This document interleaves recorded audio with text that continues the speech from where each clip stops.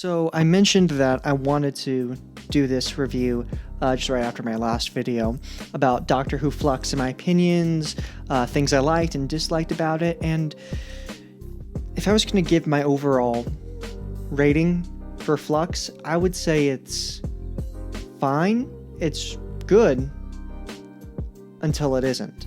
Now, I haven't gone back and rewatched all the episodes from Flux since the last episode came out, so I might not remember everything that happened in Flux, but I remember the big parts, the things that were really cool and the things that were not.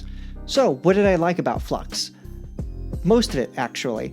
I liked how out there it was in its plots and just how different it all felt.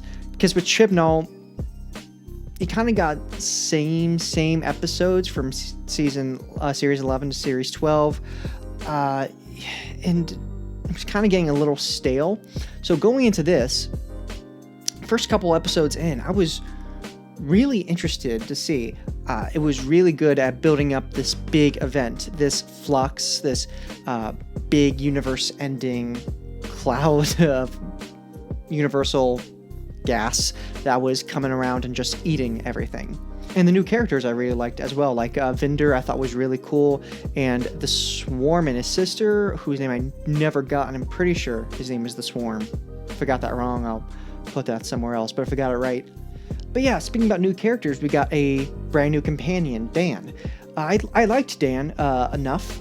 I liked how he bounced off the Doctor and Yaz, who are more seasoned at this, and Dan is, the brand new green guy who's going into this big universe-ending event, and just seeing how an average Joe would react to this. And I also kind of think it's cute how he wants to be like a museum curator or volunteer for the Liverpool Museum. I thought that was really cute. I liked his relationship with the person that runs the museum. I think that's what she does, or she might be a head of some organization for that. I'm not sure. And I also liked the new dog character. Now, Chibnall'S names for these new creatures are just extremely hard to remember.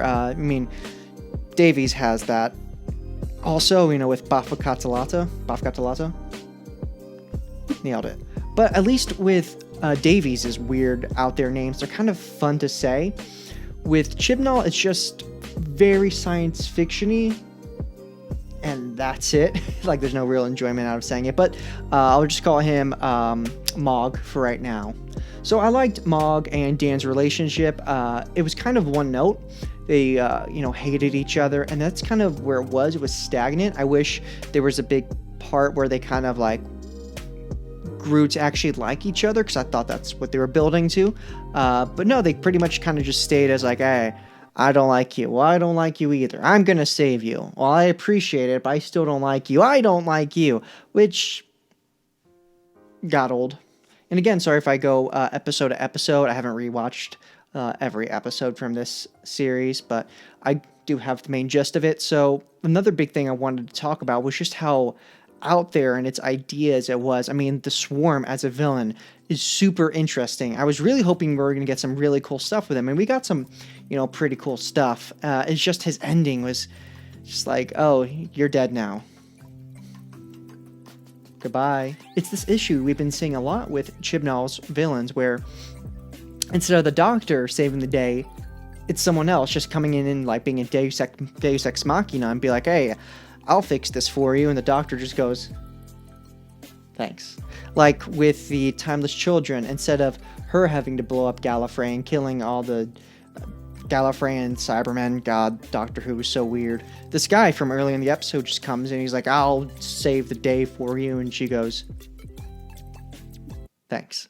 It kind of lessens the effect of the Doctor, and it just doesn't make her feel as important, which is unfortunate, because I think this is probably Whittaker's strongest season, and ironically is her last, which was I was predicting. I felt like she was going to have a similar run to 5, where it was kind of so-so at the beginning of it, and the end was really where they shined. But let's move on from that and talk about kind of the scope of everything. And what I really liked was this story kind of reminded me of like an expanded universe or a Big Finish event. Especially with the Weeping Angels episode. I was so out there of an episode, in my opinion, and it got to weird moments, like specifically with the ending where they turned the Doctor into a Weeping Angel, and then she went into this place where Weeping Angel was talking to her, but it wasn't actually a Weeping Angel as a thing, and blah, blah, blah, blah, blah. I thought it was really cool. Also, the fact that we got to see more of the Ruth Doctor and the origins of this Doctor. I'm not really too sure how I feel about going into the origins of the Doctor, but we did get some interesting things. Like, for instance, Jodie Whittaker's new coat, which, yeah, I'm gonna buy that. I'm gonna buy that. And in that same episode, you know, we went into like the minds of all the companions and Vinder, who's kind of like a companion. I'll get back to him in a second. But I just felt like with that specific part, they didn't go deep enough. They went kind of surface level, and especially when we have a character like Dan, who we've just met. I would have loved to know more about him, because what did we get to know? He has a crush on the person who runs the museum, and he's from Liverpool. And what did we see? Liverpool, and the girl has a crush on. We didn't see much else about Dan. And also with Yaz, she had that little segment with her sister, which I was not a big fan of in hindsight, because basically her sister is trying to gain the attraction of this boy through playing video games, and she's never done it before, so she's learning it. Which is kind of cute, but also has the stereotype of there's no real gamer girls, they only do it to impress men. Now, cherry picking in that section, I guess, but it's just kind of bringing up a really stupid gatekeepy thing that I didn't think we needed to really bring up in Doctor Who, especially when we're not even going to say, hey, that's kind of stupid. We're saying, oh, this is actually something that happens. Not a huge fan of that. And then we had Vinder, who I wasn't really sure about going in. I mean, brand new character, had no idea who he was, or I knew the actor was really, really good. I mean, he was in Game of Thrones, so obviously does have some notoriety there, but as someone who's never watched that show and knows very little about it, except for like the occasional pop culture references we see every now and again, I didn't really know who this guy was as an actor, but he did an absolutely fantastic job in this role. I really resonated with him from like the first scene I had to his last, and the romance he had with his partner and them kind of trying to reunite was really cute. That was probably the thing that kept me going the most, besides just the regular plot, was seeing them together. I really wanted to see that. So I have a lot of positive things that I feel about the season. So obviously I must like it a lot. Kind of. So besides like the minor nitpicky stuff I have for Flux, there's a couple more bigger things that I'm just not a huge fan of. Like the fact that we kind of met the Doctor's mom, but then they just killed her, but there was no real explanation of like anything with her. And I get it, mystery, cool, but it's a thing that I feel like Chibnall's trying to do like a Moffat interpretation, where it's just a bunch of mystery boxes, and that's pretty much it. Like there's no real character behind it. You're like, oh, the Doctor's mom. Whoa. Nice. And the biggest issue I have from this is when it was hitting like the second to last episode and things weren't really feeling like they were going to wrap up, and there wasn't like a big like climactic like cliffhanger for it.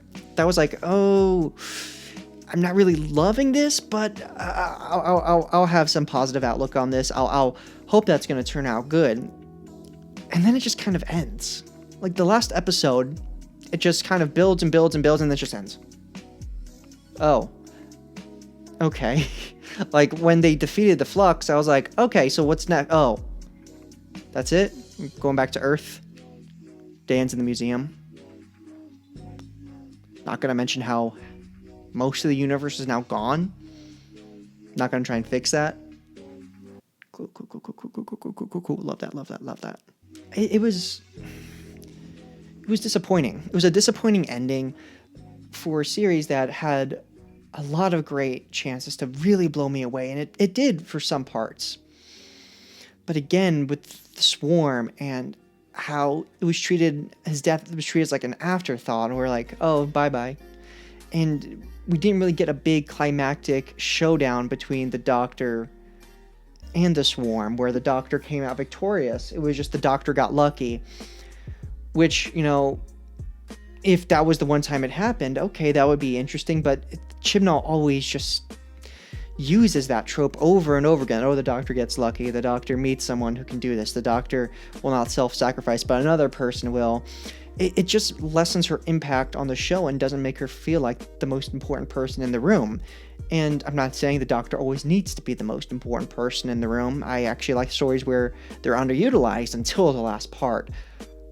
But when they don't feel special at all, that's an issue. So where do I rank this among Chibnall's other series? Well, I think at the bottom is still series 11. There were just so many things that I just disagreed with series 11 that originally sounded really cool. Like all new original villains, a big TARDIS team, you know, a TARDIS team that isn't just young, attractive women from London. But then they kind of spun that on the head with doing some really stupid one-off villains like the Pating, the racist alien from Rosa, which didn't even really need to be there. And also, the Doctor didn't solve the day, it was Ryan. So... And the TARDIS team didn't even feel like a true family because they always agreed. If your family never has a single argument, let me know. I would love to be a part of that family. I have never known a family that always just gets along and never yells at each other. Now, in that series, there are like little spats, but it's just like, I disagree with you. Stop it. Yep. And that's pretty much as deep as it goes. And then Series 12 had so much potential. It really, really did. I think it could have been the strongest. There were so many really cool episodes in that. And of course, there was like, you know, where's Benny? But what season doesn't have like bad episodes in it? Series 1. Series 1 doesn't have a bad episode in it. But besides that, it could have been so good. And then the Timeless Children happened. Don't want to talk about it. And I guess I would have to put Flux as the best series for Chibnall's era, with a big asterisk behind it. It's like, it's good. It's just such a different series though, because it is all serialized. Every episode just kind of flows into each other, which I was so much looking forward to. But the biggest issue with Flux is there was only 6 episodes. Now, they already cut it from 12 to 10, but, you know, made them an hour long, so that's cool. But now there's only 6 hour-long episodes. And, you know, they could have told an amazing story with just those 6 episodes being, you know, an hour long each. You could have told a really awesome story. You know, Big Finish has done that so many times, blah, blah, blah, blah, blah, blah, blah, blah. I think Chibnall bit off way too much more than he could chew. There was so much in this series. I mean, I mentioned how much I loved Vendor and his story, but that could have been cut. Like, really, did we need Vendor in the story? Not really. Did we need his partner? Not really. Did we need Dan? Maybe. I'm not sure.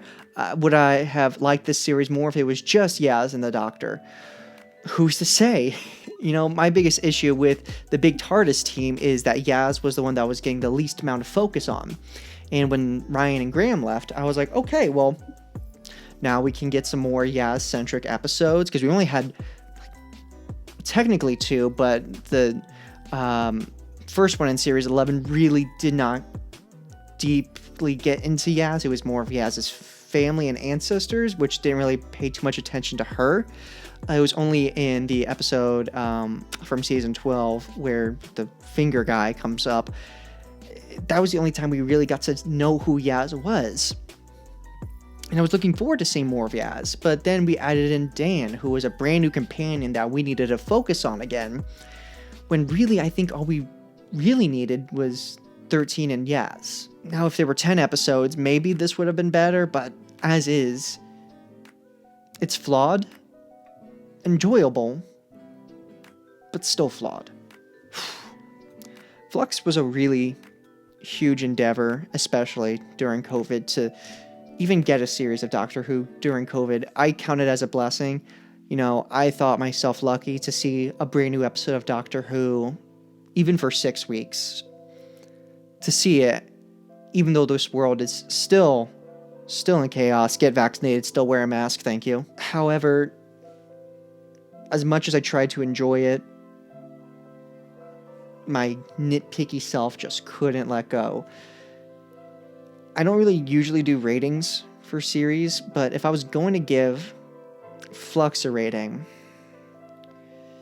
it might be like a 2.5 out of 5.